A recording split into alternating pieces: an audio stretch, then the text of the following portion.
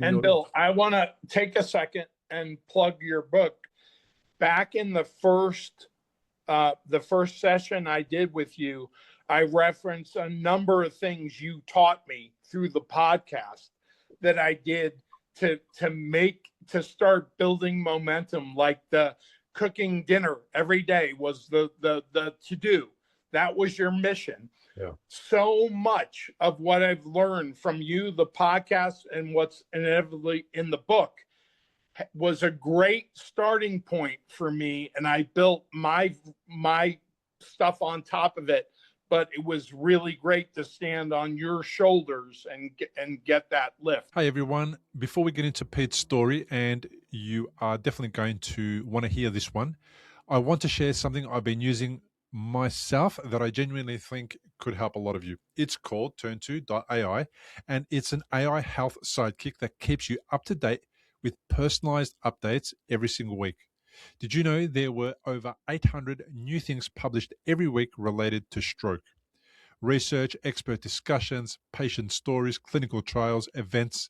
It's an enormous amount of information. Turn2 finds what's most relevant to you and delivers it straight to your inbox. I use it myself, and it's genuinely my favorite tool for 2026 for staying across what's new in stroke recovery. It's low cost and completely patient first. You can try it for free. And when you're ready to subscribe, you can use my code BILL10 at turn2.ai/sidekick/stroke to get a discount. I earn a small commission if you use that link at no extra cost to you, and that helps keep this podcast going. Also, if you haven't yet, pick up a copy of my book. Head to recoveryafterstroke.com/book. Real stories, real tools. The same stuff Pete and I talk about today. And a huge thank you to everyone supporting us on Patreon and in the other ways that you support the show and myself. You're the reason this content stays free for the people who need it most. You can support the show at patreon.com/recoveryafterstroke. Right, let's get into Pete Rumpel's story. Massive hemorrhagic stroke, wheelchair, couldn't walk or talk, 337 pounds. 3 years later, he does CrossFit every day. So you're going to want to hear this one. Let's get into it. Pete Rumpel, hello. Welcome back. Hey, Bill. It's great to see you again. Great to see you too, my friend. Last time we met was about a year ago. Yep. And this is going to be a slightly different episode because we're going to talk about what things were like then and then what they're like now, just so that we can paint a picture for people about, how recovery has gone, what happened in the last 12 or so months. And in the previous episode, by the way, that was episode 338 or something. And now we're nearing episode 394 or 395. Wow. This will be. So I've been pretty consistent. So it means that it's been over a year because there's I try and release one episode a week, etc. So it'd be a really good thing to do for people is to give them a bit of a guide of some of the setbacks, some of the challenges, some of the things that have changed, improved. And now everyone's different. Okay, so this is Pete's version. And what we're hoping to do is kind of inspire hope, Pete, right? We want to give people hope that things can change and improve. And even if it's slower for you than other people, there can be a reward for putting in a lot of effort, hard work, re-educating yourself about what it means to live healthily and all that kind of thing. And give us just a little bit of an insight, because there'll be a link to the original video where you can find out Pete's complete story, but give us a little bit of an insight into the stroke, the day that it happened, what it was like. Okay, you bet, Bill. It was about 38 months ago. The stroke, it was a massive hemorrhagic stroke. 8 months in a wheelchair, had to learn to talk again, walk again, all that.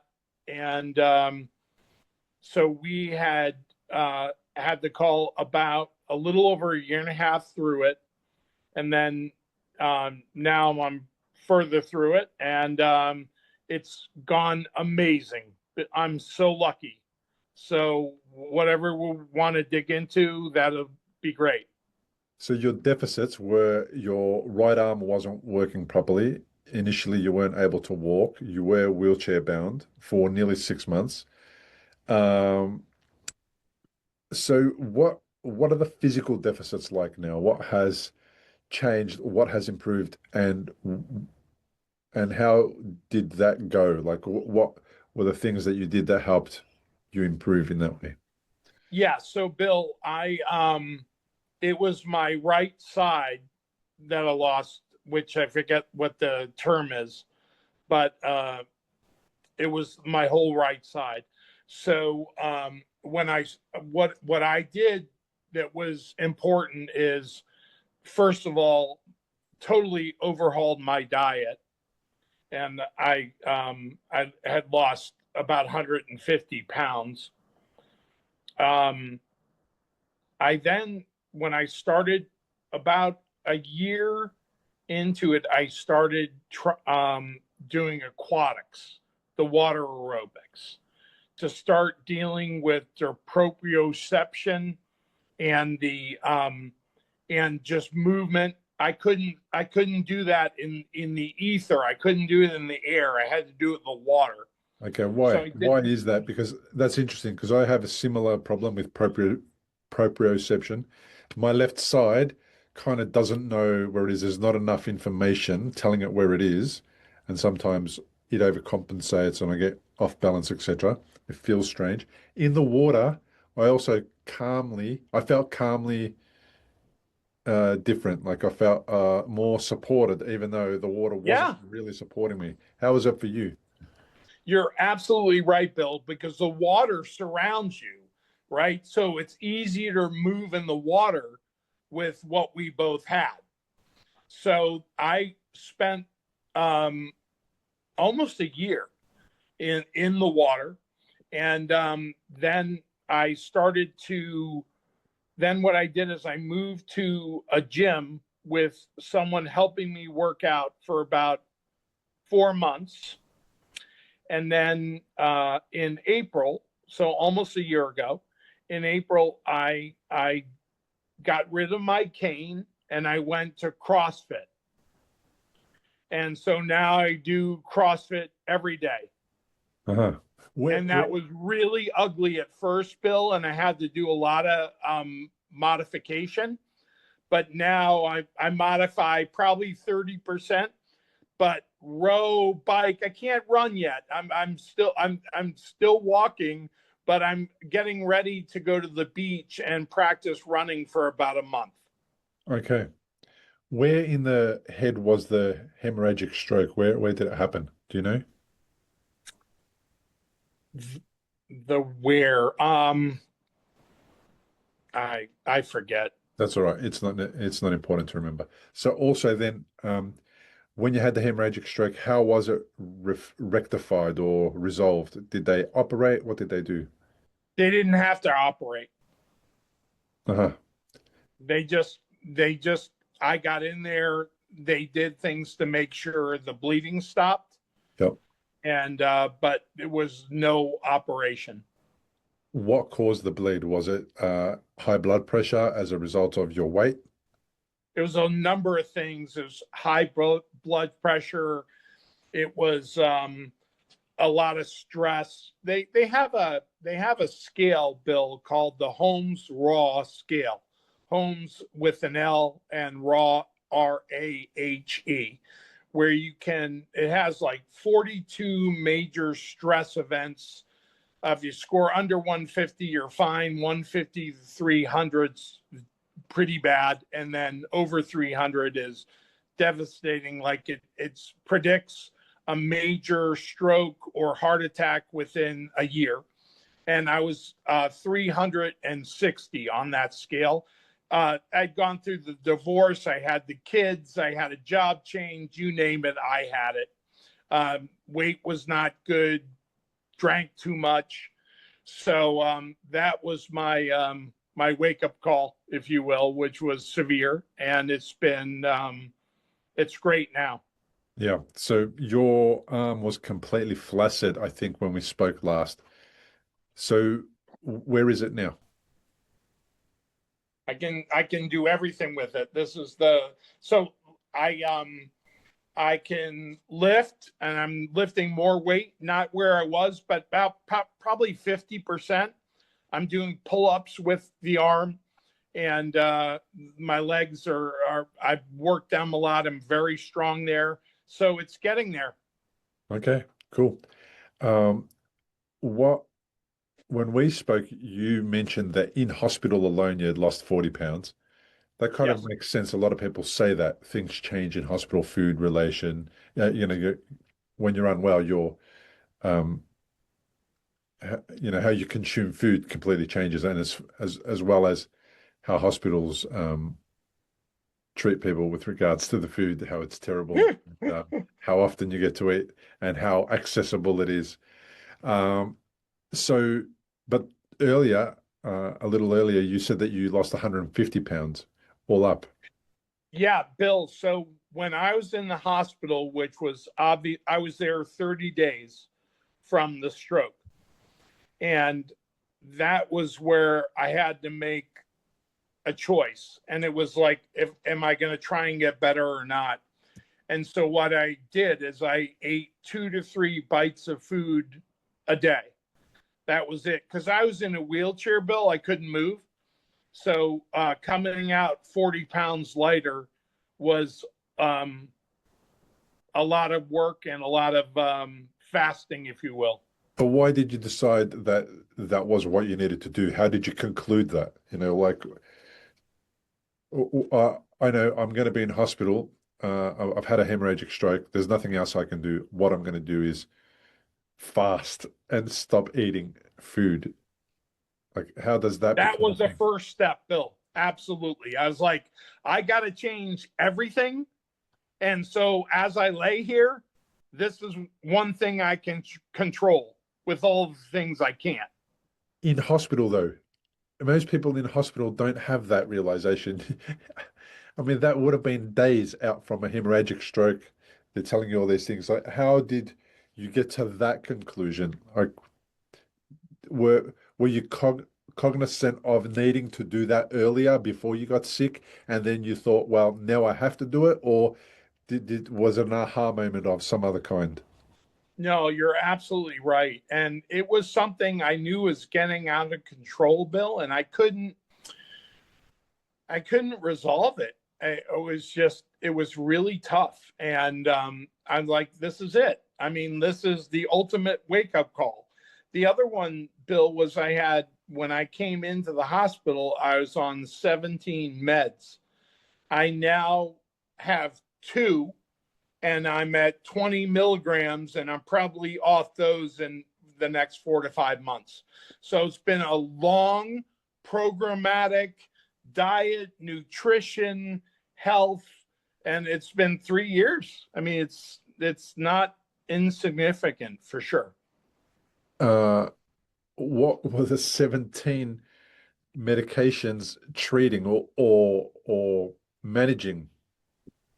I think, Bill, it's almost like what do you do with this guy? You got to throw everything at him to keep him going. I don't think it would have been 17 for very long. It was probably stopgap measures. Some were pain, but even the pain, Bill, second day, and I said, I want no more pain meds.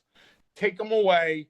And it was brutal, right? Because you know the way you feel. And my scapula, my legs, it was awful. But I was like, I found my way here. I got to find my way out, and let me get off as much as I can and start the pilgrimage back.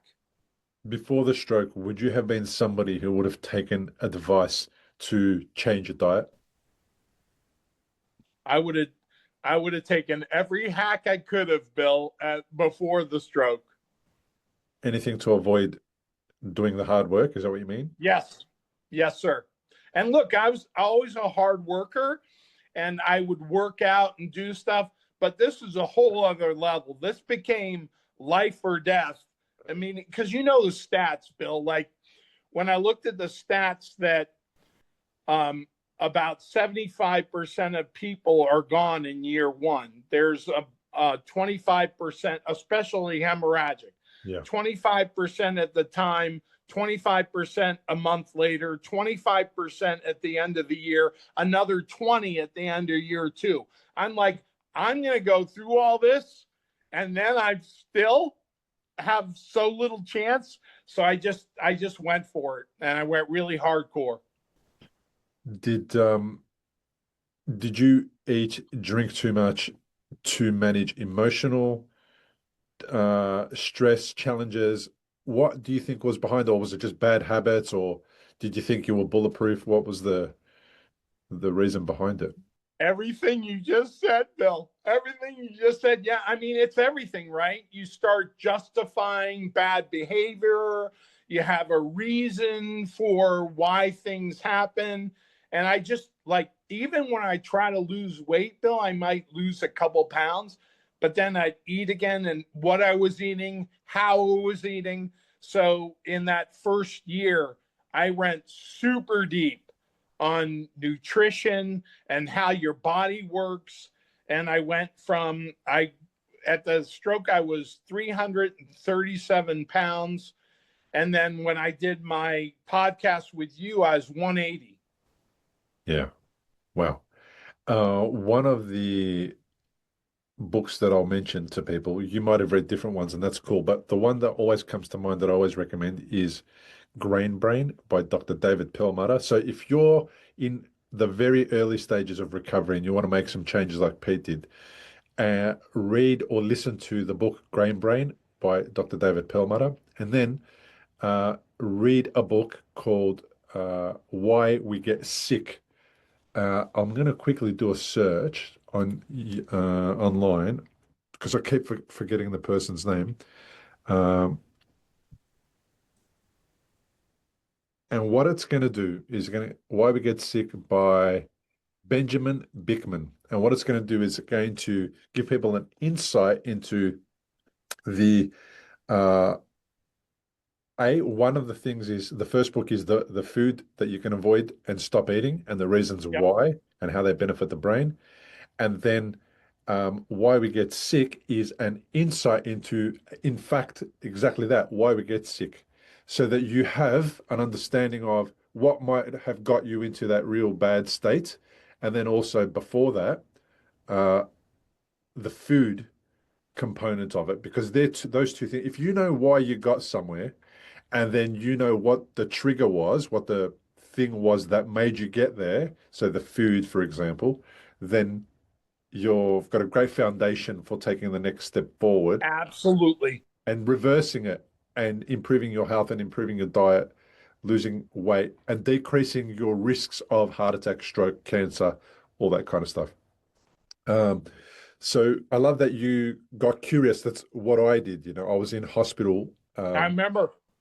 reading and watching YouTube videos about how I'm going to recover, how I'm going to overcome things, all sorts of stuff like that. And it was in a situation where control is given over to medics, doctors, surgeons, all that kind of stuff, you feel like you're a little bit of a, you know, you're just floating in the wind and you're not really stable and you don't have an anchor point, right? So if you want to feel like you're a little more anchored, what you could do is you could take control of the controllables, and nutrition is one of those controllables, and it doesn't cost you any extra. You don't have to spend money. Absolutely. You're absolutely right, Bill. It's a huge point. And by the way, there's a great app, and I know there are many, but there's a great app called Yuka, Yuka. Uh-huh. You can scan any barcode in the store, and it will tell you the score and what's wrong with it, and the amount of food I was eating that was, especially in the US, Bill, heavily processed, additives, dyes. It's like toxic. And so you can scan it and know what's really in it. And it tells you what's good, what's bad. And it was a huge help. Yeah. So we're going to have some of these links in the show notes for anyone who wants to find them. I'll put a link to the books, I'll put a link to Pete's previous episode. We'll put a link to that Yuka app. Pete, that's your homework. You have to send me that link when we're done chatting. Um, when you say you've lost 150 pounds, like that is 50 kilograms. That is almost two-thirds of my weight. Well, it's actually, yeah, it's about two-thirds of my weight. That means that if I lost 50 pounds, I would just be a bag of bones. Well, and Bill, I was a bigger guy to begin with. I have a big frame, and had I played a lot of U.S. football, American football.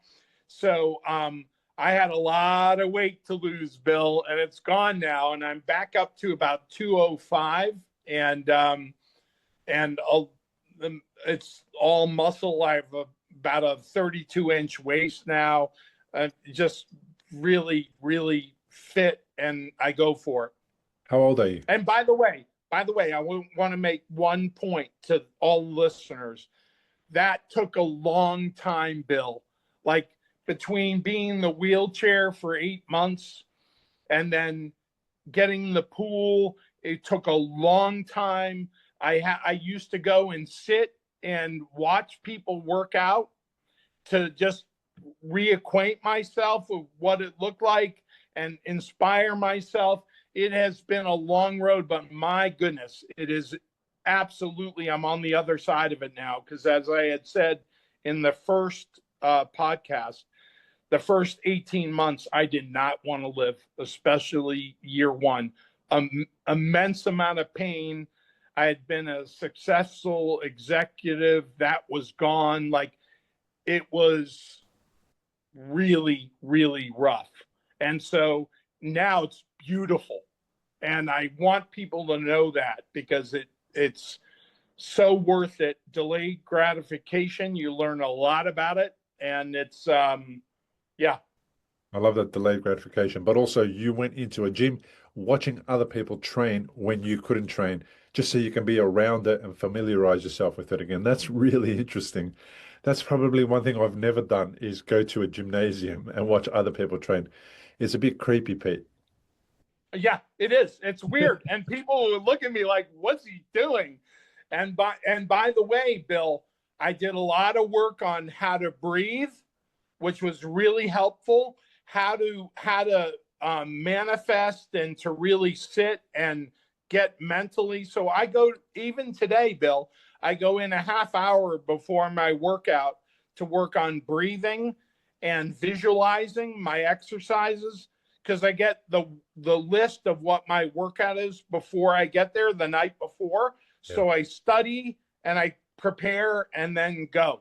What I love about visualizing is that if you visualize, the brain actually fires off the exact same neuron and pathways that it does if you actually physically do that thing.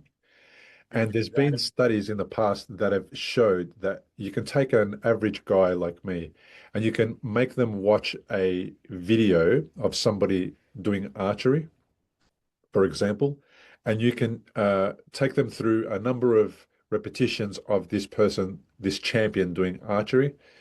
And just with that information and the visualization techniques later, you can take somebody who's basically never shot an arrow through a bow, and you can get them to a certain level of competence far more rapidly than you would have if you just got that person out of a crowd and said to them, have you ever shot an arrow? If they said no and they took the shot, they probably wouldn't be able to do it as well as the person who was trained by just watching what the other person, the champion, was doing. And when I was in hospital wanting to walk again, I'm sitting in my bed between sessions because I had a wheelchair as well. And I was visualizing myself doing the perfect walk, what the perfect Right. walk would look like.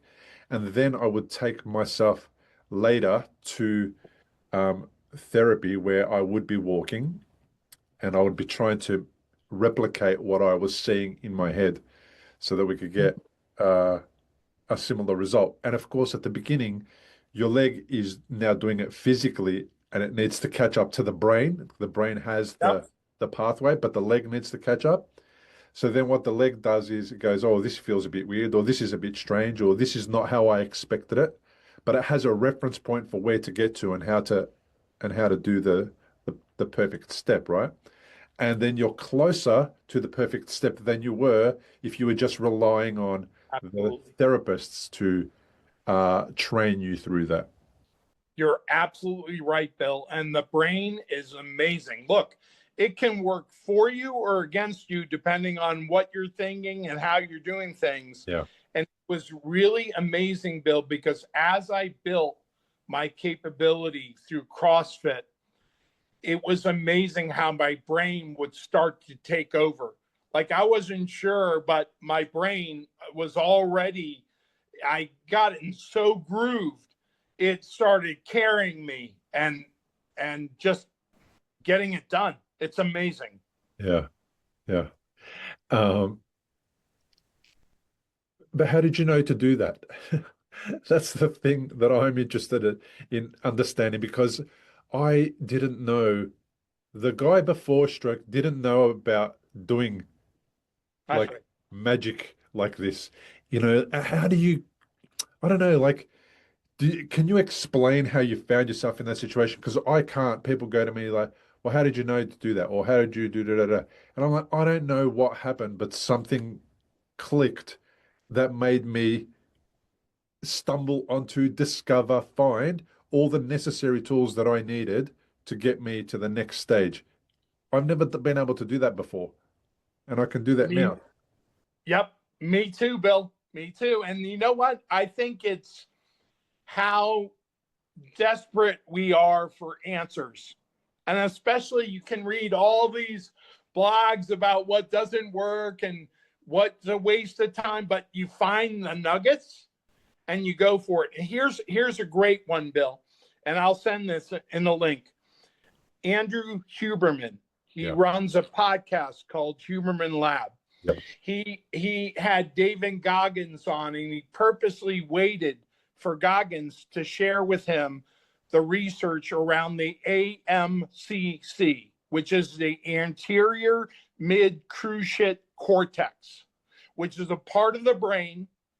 And when you do things that are hard and you don't enjoy it, that part of your brain grows and gets stronger. So I sat there, Bill, and I'm like, well, damn, if I can start to make my brain stronger, I'm going to do it. So I did all the stuff I hate to do, and I started doing it. And I started even faster, talking better, walking better, and really doing everything I did not like to do. And he even brings up the point when he describes it. He brings up that if you like running every day, it doesn't work. But if you hate running and you have to go run, it works and it makes and they've learned so much. That was about 3 to 4 years ago they found it. But this is a massive find in the brain. And I started using it, Bill. And what I started to do was everything I did not enjoy or created pain, I'm like, I'm doing it. And it took me from averting it to leaning into it. And it was amazing. And you'd think it's BS. It's not. And Huberman, he works at Stanford. He knows his stuff. It Yeah. was really, really impactful. Yeah. It's about being comfortable, being uncomfortable, isn't it? Like it's realizing that you're probably not killing yourself by being in a little bit of pain exercising.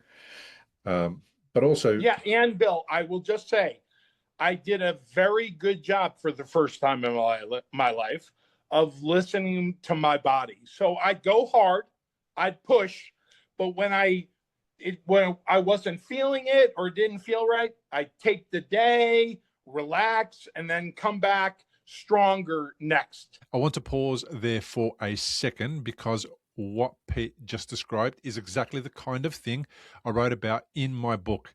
The idea that the obstacle is the path. the doing the hard stuff in recovery. If you haven't grabbed a copy yet, it's called The Unexpected Way That a Stroke Became the Best Thing That Happened. You can find it at recoveryafterstroke.com/book. The link is in the show notes and in the YouTube description. So let's get back to Pete. Yeah, agreed.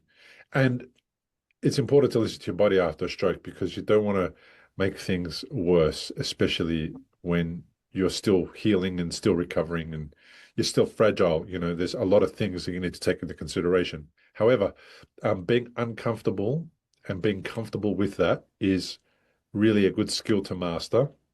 It reminds me of the saying that we hear that's often attributed to the old great Roman Emperor Marcus Aurelius, which is the obstacle is the way. You know, when you get to something that's really hard, you go for it because that's where you're meant to be. That's the purpose of the obstacle. It's to overcome it, to find a way around it, under it, over it, through it, whatever it is. And Goggins is a scary guy. He's a scary guy because he runs without cartilage in his knees or something. I don't know what he's missing, but he shouldn't be able to run. He shouldn't be running, and somehow he still runs. I think his version of running is a little toxic. I think he's just that slight too far, but nonetheless, it's still proof of what you're capable of and how much people can push and go beyond their comfort zone. You know, and if you've never pushed beyond your comfort zone, there's no better time to do it. You really have to do it now because you want to activate the right neuroplasticity. You don't want to activate negative neuroplasticity, which rewires your brain to be more comfortable, less willing to do hard things, and therefore you get the results of that. You get the decrease in your recovery or the overcoming of your deficits. So I appreciate that whole mentality of finding what's hard, and you're probably in the right place. That's probably what you need to do.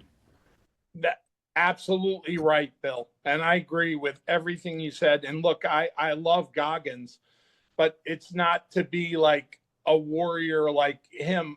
The point is, like with Huberman, it was cool because Goggins thinks that way so much. He wanted to launch the foundational research with Goggins there with him. He purposely waited. So it was pretty cool. Yeah.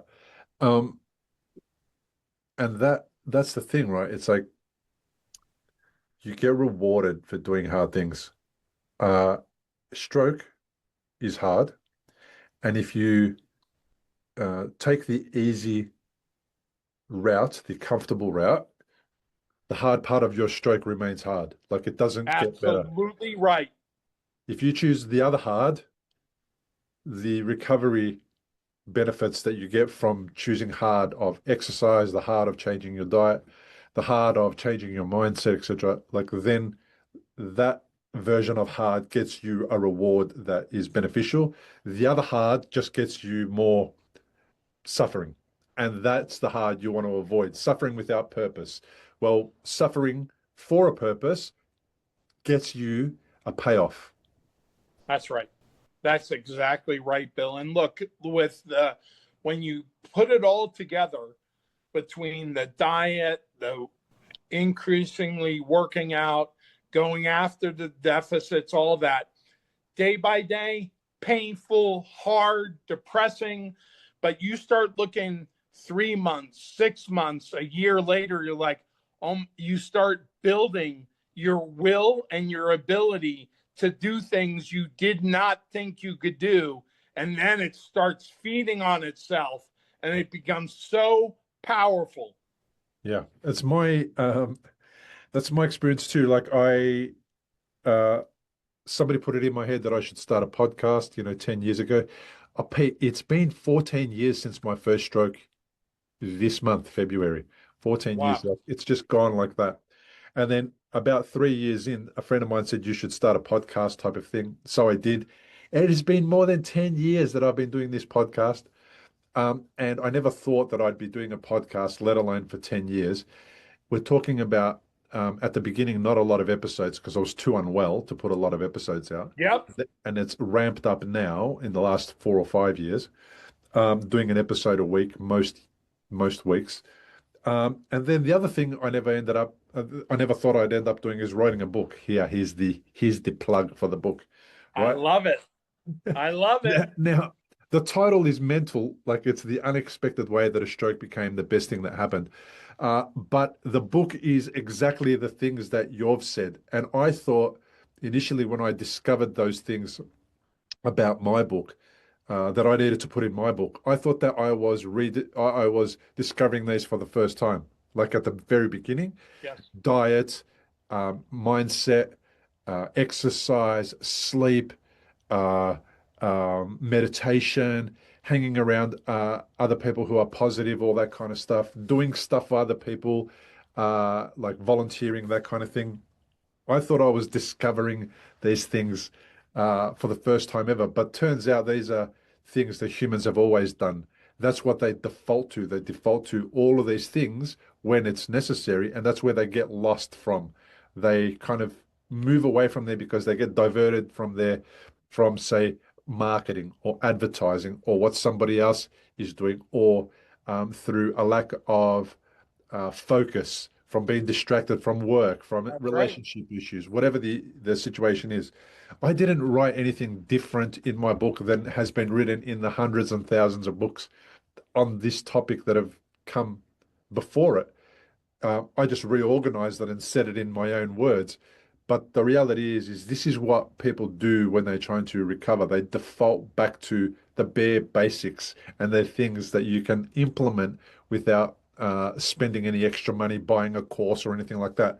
Of course, you might need to read it in a book for the first time to remind you, or you might need to hear it on a YouTube video. But the reality is that nothing new in this book, nothing new And at all. Bill, I want to take a second and plug your book because I have not read it yet. But back in the first session I did with you, I referenced a number of things you taught me through the podcast that I did to start building momentum, like the cooking dinner every day was the to do. That was your mission.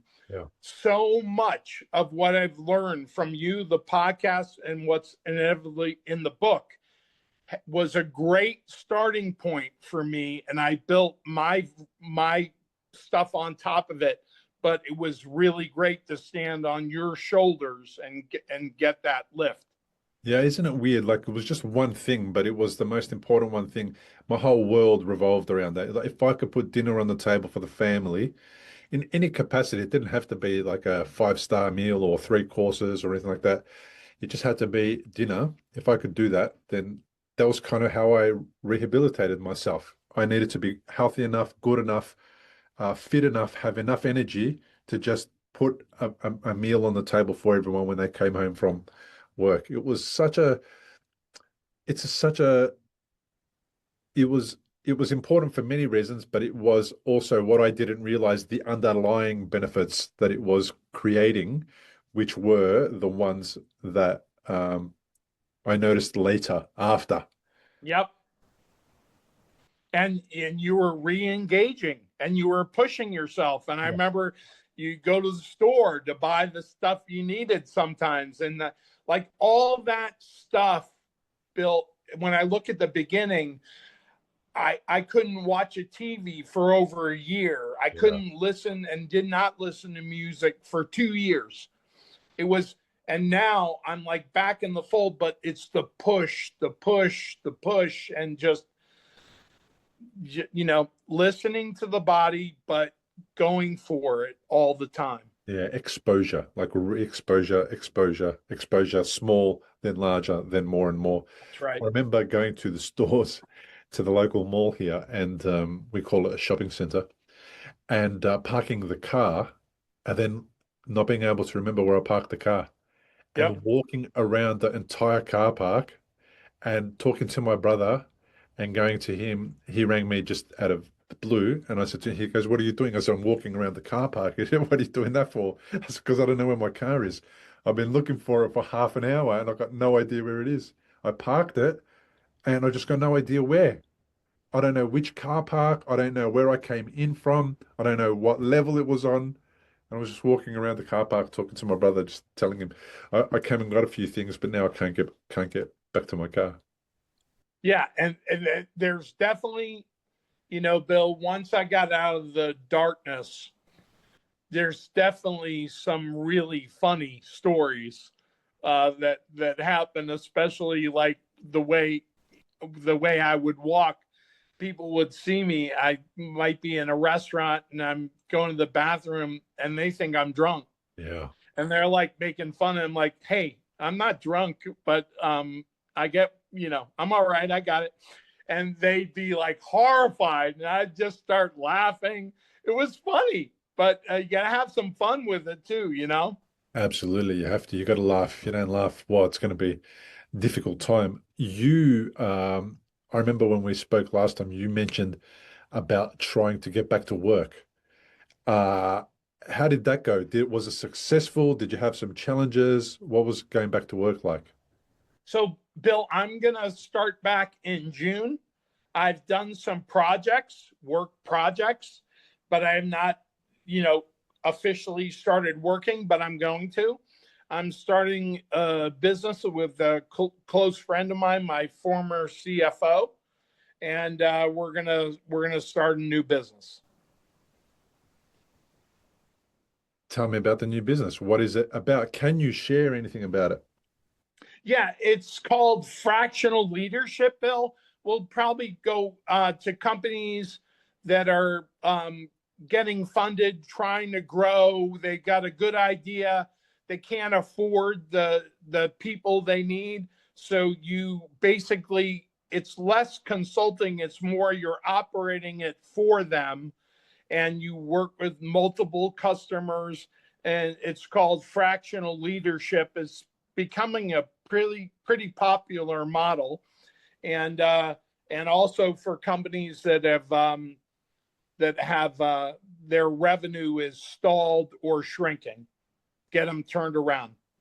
Uh-huh. So That it's was my background. My background was running chief revenue officer, so everything that drives revenue in a company, and I was a CEO twice. Did you have a specific industry that you worked in?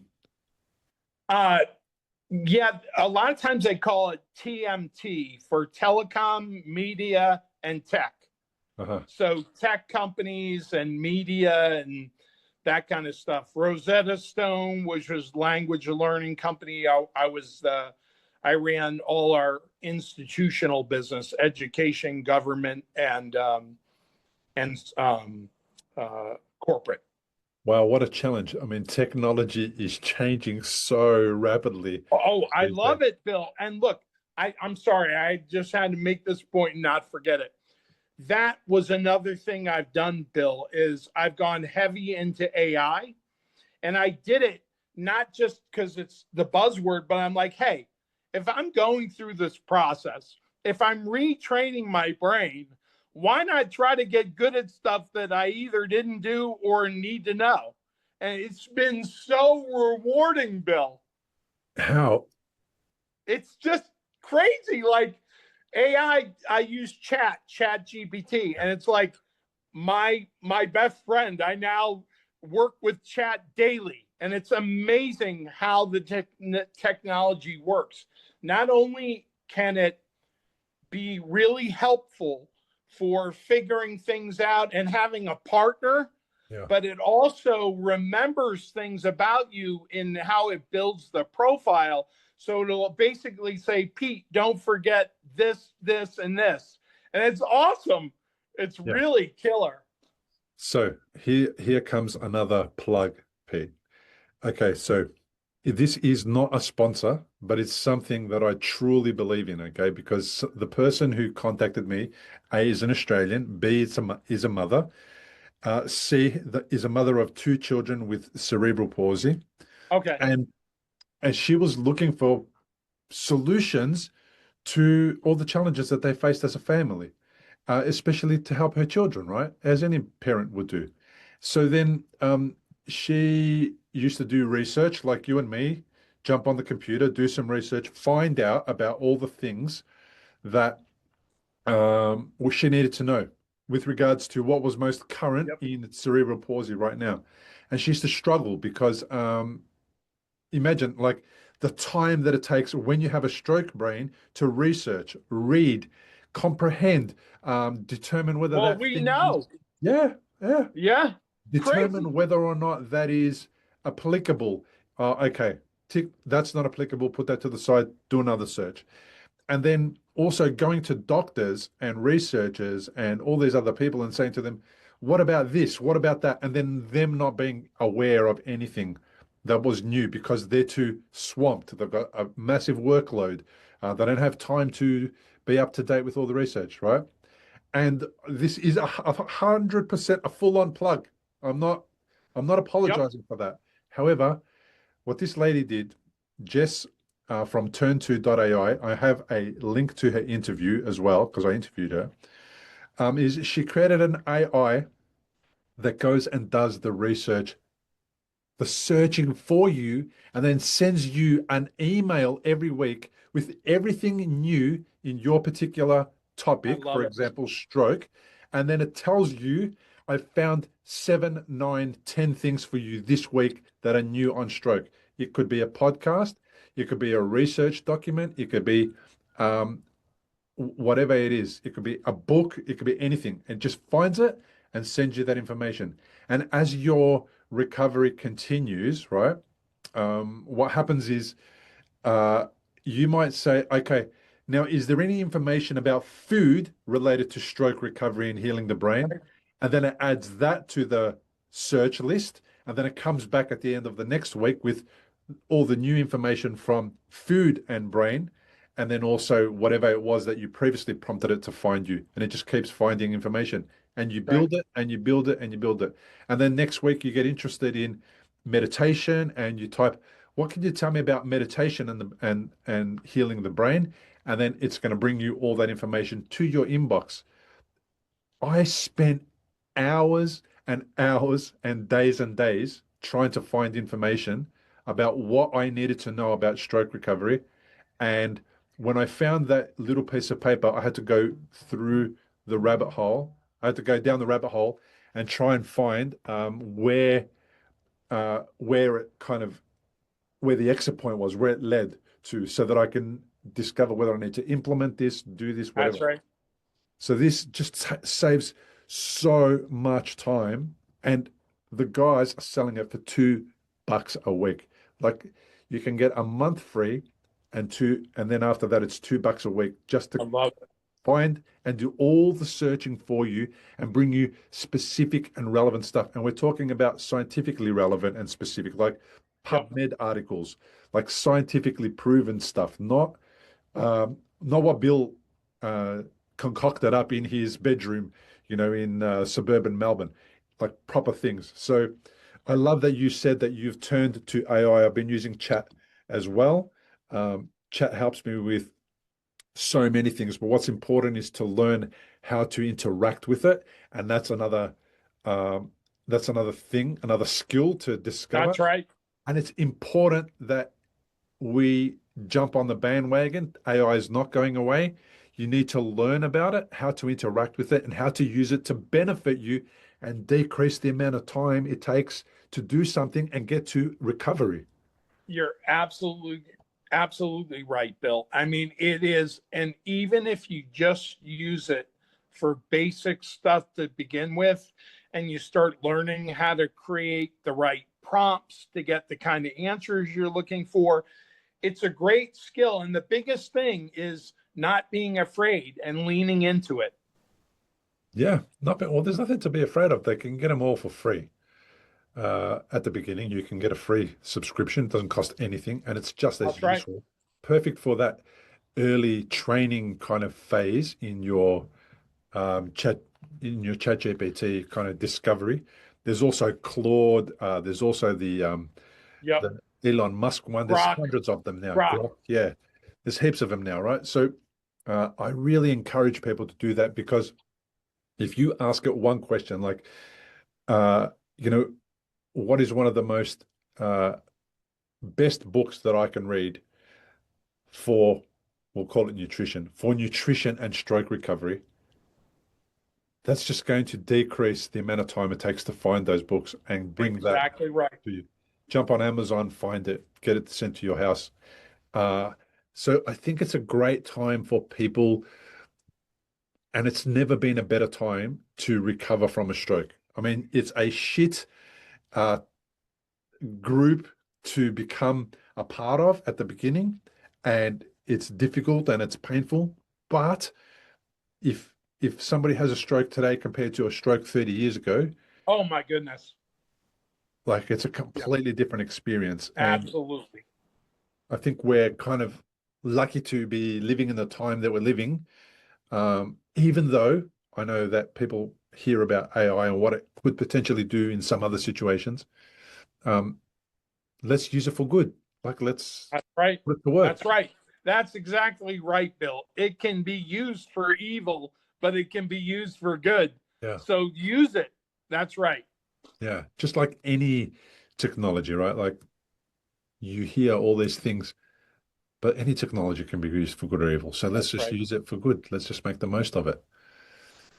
Um, so before your stroke, you were going through a divorce, or had you already been divorced?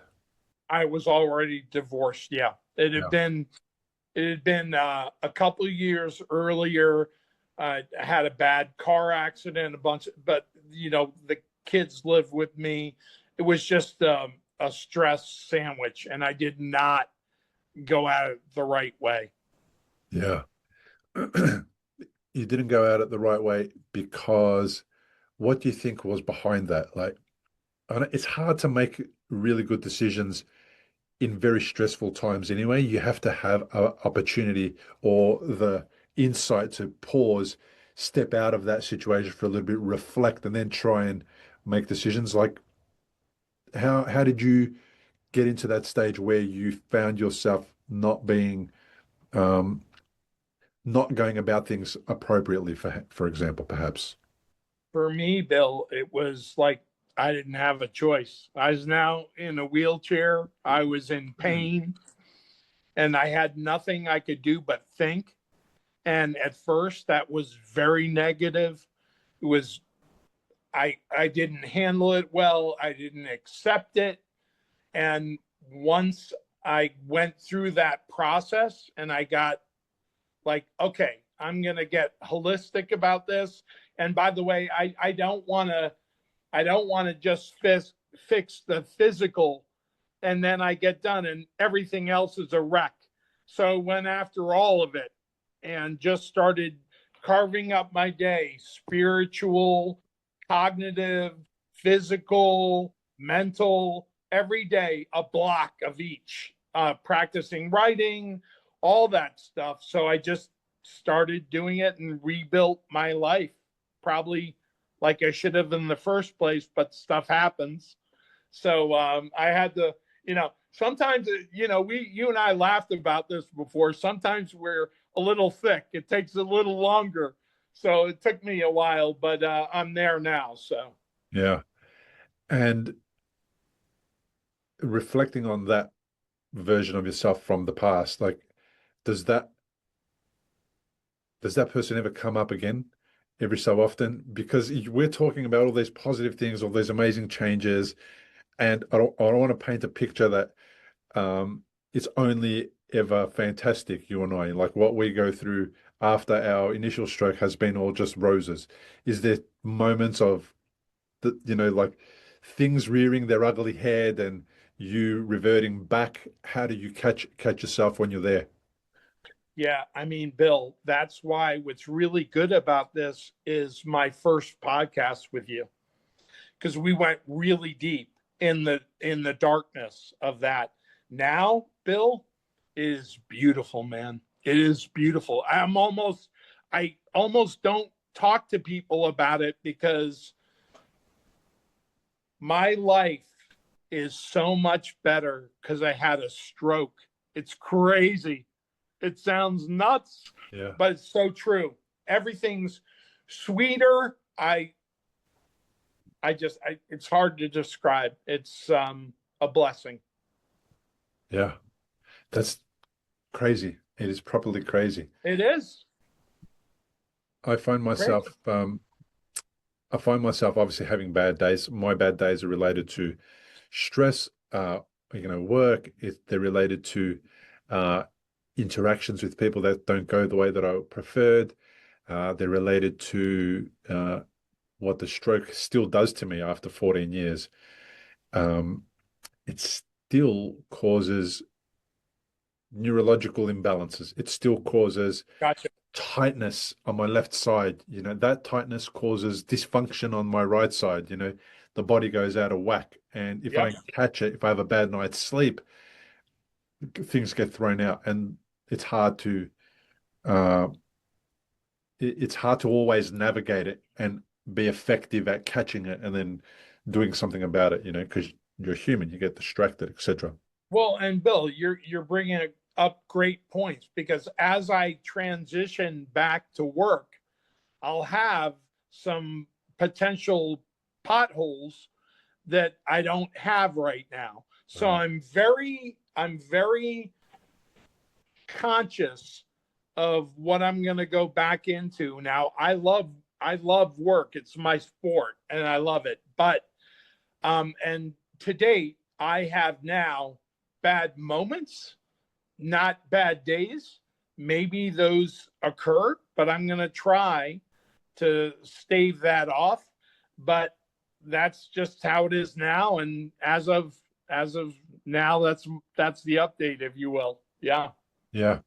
Okay. I like that you said that about work. Like there's going to be some potholes. If you're doing the type of work that you're doing, uh, that's pretty high level and high stress and intense for at some stages. It could be, right? You're talking at organizations that are going through a hard time that are looking to you to solve their problems, so to speak, or to support them solve their own problems. So, uh, the ramping that up is going to need a little bit of thought so that you don't go too far into that type of work without realizing how far in you've You're got and like how much is on your. absolutely right, Bill. You're absolutely right. And look, I'm gonna try to be as bulletproof as I can.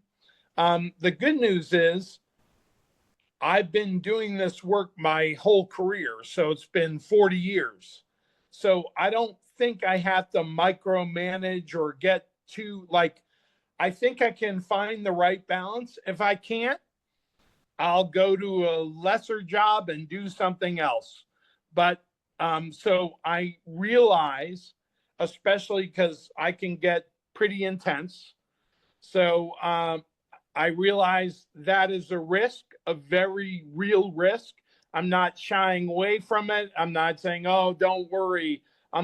Yes, there is stuff to worry about, but I'm gonna test and learn. Test and learn is what I always do. Test it and learn. Can I do it? Not do it? Do I have to do it different? Do I have to do something else?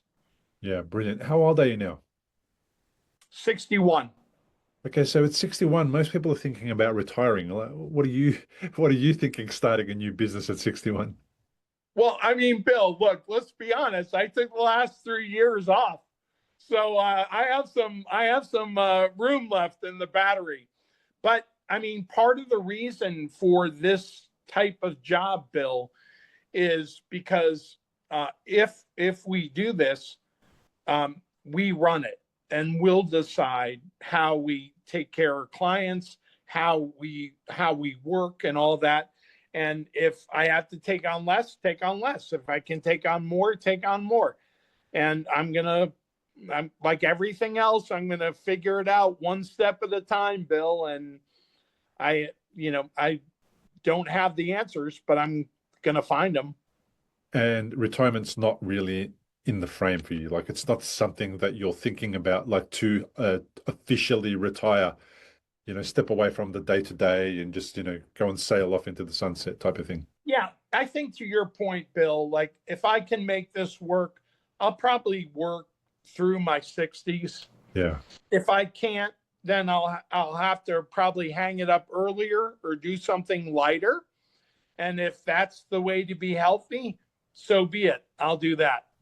What else does work bring you though? Because it doesn't just bring work income. Like it brings more than that. Like for you, I feel like it's more than just I'm making a wage or bringing in some money or whatever. What else does it bring Yeah, it's competitive, Bill. It's my sport. you? So hitting the numbers in a month and a quarter and a year, that is the scoreboard for what I do. And if you do it well, you can do really well and be very happy and influence a lot of people's lives in a positive way. And if you don't, it can be really awful. So fortunately, I've been on the right side of that for a long time, and I want to get back to it. And no ego stuff. I want to I want to I want to have an impact, and I want to enjoy my sport. Fair enough. Even in your unhealthiest and heaviest before the stroke, were you this energetic? Did you have this same amount of energy? I've always been energetic, Bill, but I couldn't operate like I do now. Like my sleep is wonderful. I go hard at the gym. I do projects. I volunteer. Like I've been readying myself for coming back in. And look, if I can, great. If I can't, I'll adapt. Yeah. I know when I went back to work, uh, well, I had to pause my business. I have a painting and maintenance I company. remember. Yeah. I had to Yep. pause it. I had to go back into an office, very basic admin role, like low level. But it was so hard being at work, sitting in front of a computer for 8 hours a day. I started that job in 2016 and it finished in 2019. By the time I got to 2019, I was way more capable of going in, focusing on the task at hand and doing the work that needed to be done, and then being able to be okay to do the drive home. Because at some point, Yep. uh, at the beginning, I wasn't really able or up to the task, but I kind of built the muscle again, and then got to that stage where by Wonderful. 2019 it was fine. So some people might find going back to work like retraining that muscle of being at work and working and focusing and all that kind of stuff. They might find that it's going to take a little bit of time to get there, and you That's right. might have to step back.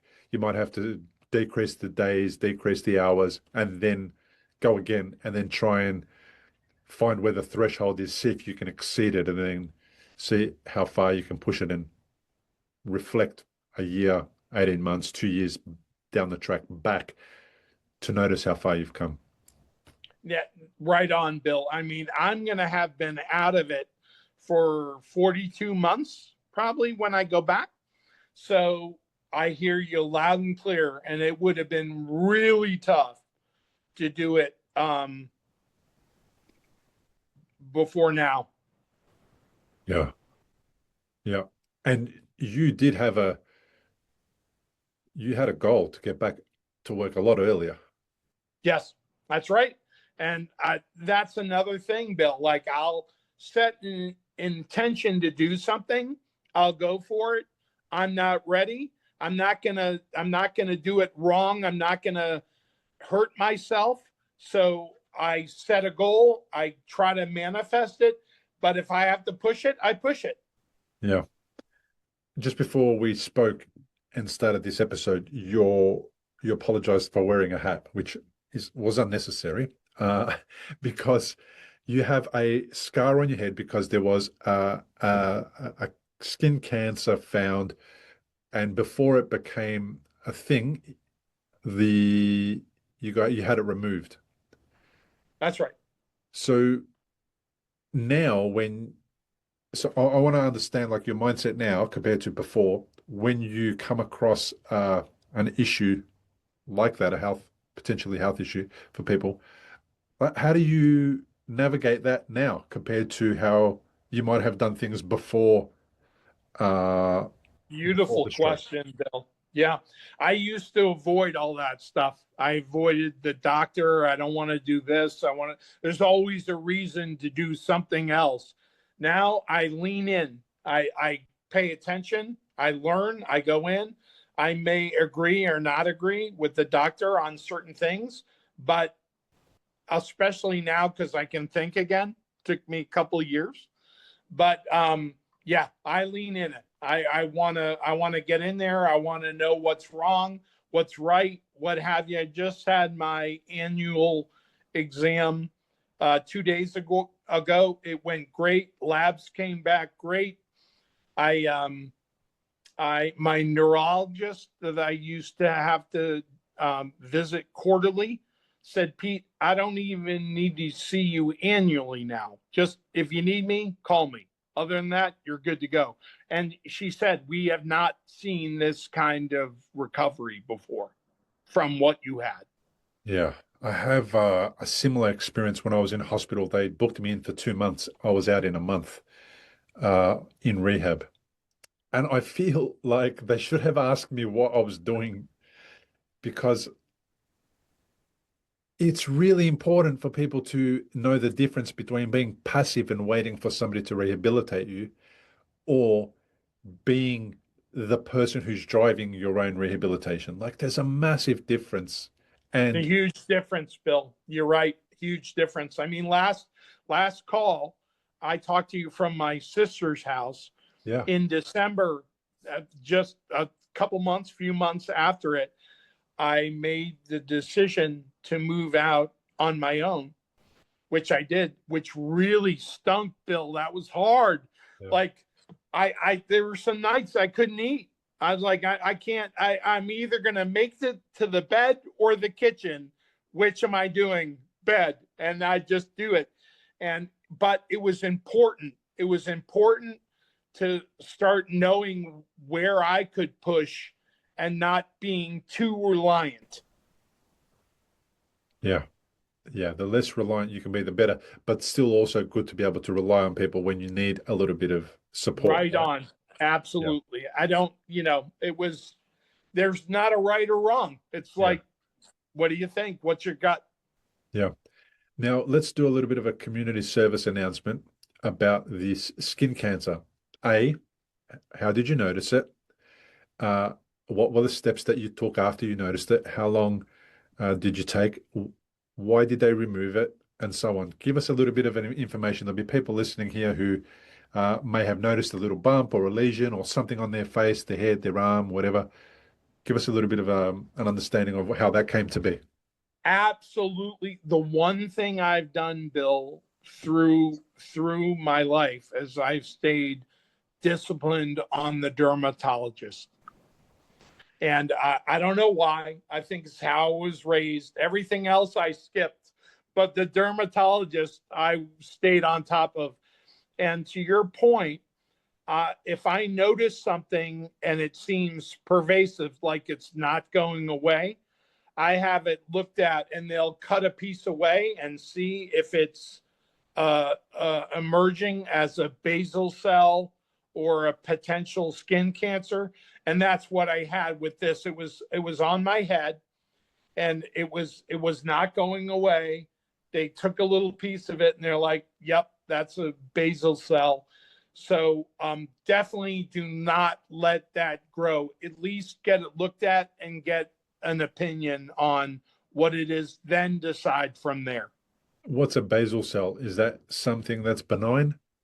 It's like precancerous. It can, I'm not sure exactly, Yeah. but it's like my fourth one. But because I was in the sun a lot, Bill, and growing up, and I have red hair and I have a fair complexion. Uh-huh. So my mother had done a great job with the sunscreen. I don't think I did as good a job as she did when I was younger. But yeah, it was very important because that can get lethal fast. And do you think because of your skin tone or the lack of melanin and your red hair, your heritage basically, right, that you made a point of being More aware prone. of? Yep. I'm more prone to it. Absolutely. Okay. Yes. Yep. I wear a hat all the time, especially if I'm out and about. And my favorite hats are like, those round brim cowboy style or outback style type of hats. Greg Norman hats. Greg Norman hats. Yeah, not so Greg, but yes, like think think handsome, good looking stockman herding cattle on the back of a horse. Think that kind That's of right. hat. That's what I wear.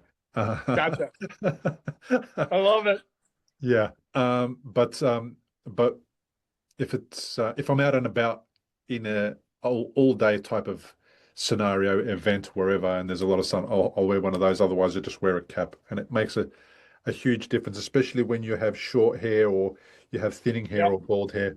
It just protects the skin more, and it makes a difference. But the good thing about technology now is it's so advanced as you can spot these things early and you can get them treated Yep.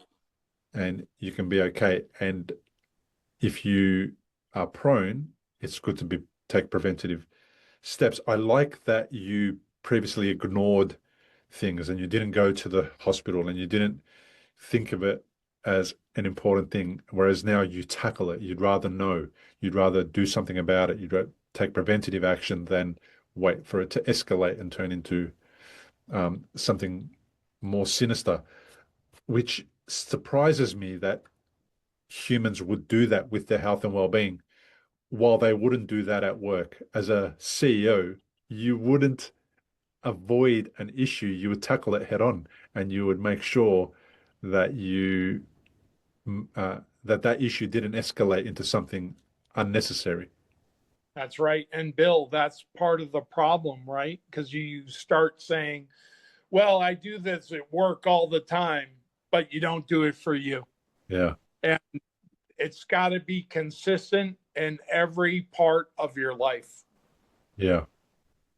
Consistency, that's a great thing. And it needs to go through all aspects of your life, all avenues of your life. For example, if you're going to look after your health and well-being at home, or when you go out with somebody who has a different idea about nutrition, the hardest part that I find is being around other people who drink, for example, or Right. smoke. I remember you talking about that. Yeah. Yes. And those conversations that you have to have with people, you have to build the skill of saying, I don't do that. I don't smoke. I don't drink. I'm not saying you shouldn't when I'm with you, or you don't, or it would be better Yep. if you didn't. But you do you, and I'll do me. Like I'll just be consistent with how I behave at home. I'm going to behave like that when I'm with a group of people who prefer to smoke or drink or not eat the way That's that I'm right. eating. That's the key message there. If you can just be, if you're what's the word I'm looking for? If you can have uh, it be part of your identity that Yeah. I don't behave a certain way, or I do behave a certain way, or then it's easier to be able to implement it across all facets of your life and not be influenced in a negative way. Because I find personally, if I get influenced in a negative way for the smallest thing and I take the bait, for example, it could lead to a behavior that I don't want to be doing, that I start redoing, and I start redoing it for a longer period of time than I would have preferred. Like I Yep. wouldn't smoke, but if I picked up a cigarette and had one, I used to enjoy them so much that I feel like I might find myself in a situation where I've bought a packet of cigarettes at the end of the first week, and now I'm into that crazy habit and trying to work out how I got there again. And it was because I remember trying to give up a lot of times. It was because I made excuses when I was with other Yeah. people. That's what I said earlier. Yeah, that's what I was doing, Bill. And what I do now is at any given time, I think deeply about what are the 3 words I use to describe myself now. And mine now is resilient, consistent, and unafraid. Those Nice. are my 3 words. And I constantly kind of triangulate and tune on that and say, okay, where am I now? And I look at what are my 3 words. And those are the 3 that define me now, because the consistency, the bouncing back, and the resilience, and the unafraid is like, to your point, if everyone's doing one thing, I'm going to do my thing, and I'm okay with that. Yeah. I love that. That you have 3 words to define yourself now, that you've given yourself a title. Yes. And it may change, but it has changed over time. But I really try to be honest with myself and say, where am I now? Yeah. And I like it as well, the fact that it's changed. It's flexible. Like it's not Yep. necessarily to be rigid and concrete in that. It's like a mindset, like it can shift and alter. And you can work Exactly. towards something and you can perhaps master being resilience, perhaps master it. I don't know. You could probably get real better at it. Maybe mastery is not always possible, but then you could allocate those resources to a new behavior. Yeah. And to your point, Bill, you can get competent and then maybe build to mastery if it's important enough. Yeah. Yeah. I love it. You know what's really good about this interview is that people are going to be able to go back to the original interview, have a listen, Yeah. Yeah. I was thinking about that. You're right. Yes. just so that they can see the difference. So that, like I said at the beginning of the interview, we could offer people hope. And every journey is different, and every stroke recovery is different, and every stroke injury is different. But uh, every person has the possibility and the opportunity to improve their situation. And usually that won't come from the medical team. The medical team will improve the medical side of it and they will make you able to go home. But then the other work that needs to be done is up to you. And if you have some examples of people who have done that before, which is what I hope I am, and what I hope a lot of my guests are, Pete, you're obviously one of those people, then what we could do is hopefully create that trigger in people's minds to go, Bill and Pete said that. You know what? I'm going to look into that. I'm going to read that book. I'm going to check out that AI. I'm going to discover what I can do that doesn't cost me any more to improve one thing in my life. You know, whether it's just meditating on what the proper walk, according to you, looks like at home in your bed the morning that you wake up and then the evening before you go to bed while you're still recovering your walking, right? Why not? Yeah. And Bill, you're absolutely right. And the imagery I try to have people understand is almost like lily pads across the lake or the water. Get to a lily pad, then get to the next one. Don't worry about boiling the ocean. Don't worry about what it's going to be in months or year. Step by step, and just keep pushing. When your body says don't push, don't push. But when you can, and before you know it, you're kicking ass and you're getting momentum. I love it. What a beautiful way to end the podcast. Thank you so much for reaching out to be on the podcast again. I really appreciate you sharing your story and then giving people an insight into what it was like for you, nearly 3 years down the track. Yep. Absolutely, Bill. My pleasure. And thank you again for all the work you've done. What an amazing episode. Pete Rumpel, 38 months out from a massive hemorrhagic stroke, wheelchair to CrossFit, 337 pounds down to 205, 17 medications down to 2, and a new business launching at 61. The things that stood out to me the most, Pete's decision in hospital to fast and take back the one thing he could control, the AMCC research, doing the things you hate most on purpose to grow the brain, visualization as a daily recovery tool, and the lily pad image. Don't try to cross the whole lake at once. Just get to the next lily pad. If today's episode connected with you, please subscribe, leave a review and a comment, and share it with someone who needs to hear it. That's genuinely the best way to help this show reach more stroke survivors. Before I go, a heartfelt thank you to my Patreon community. You are the reason this podcast stays free and independent for every stroke survivor who needs it.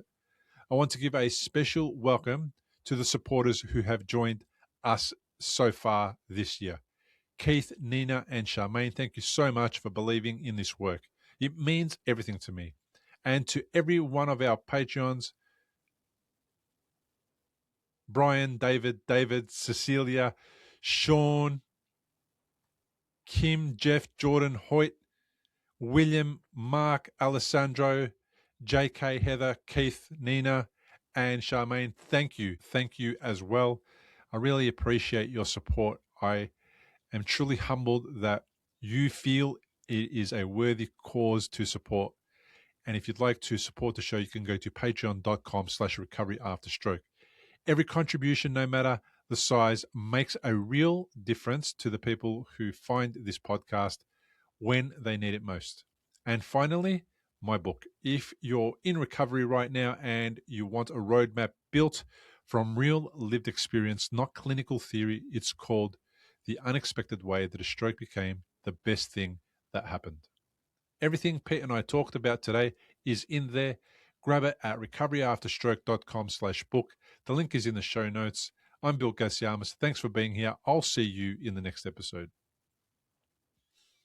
Importantly, we present many podcasts designed to give you an insight and understanding into the experiences of other individuals. Opinions and treatment protocols discussed during any podcast are the individual's own experience, and we do not necessarily share the same opinion, nor do we recommend any treatment protocol discussed. All content on this website and any linked blog, podcast, or video material controlled this website or content is created and produced for informational purposes only and is largely based on the personal experience of Bill Gassiamas. The content is intended to complement your medical treatment and support healing. It is not intended to be a substitute for professional medical advice and should not be relied on as health advice. The information is general and may not be suitable for your personal injuries, circumstances, or health objectives. Do not use our content as a standalone resource to diagnose, treat, cure, or prevent any disease for therapeutic purposes or as a substitute for the advice of a health professional. Never delay seeking advice or disregard the advice of a medical professional, your doctor, or your rehabilitation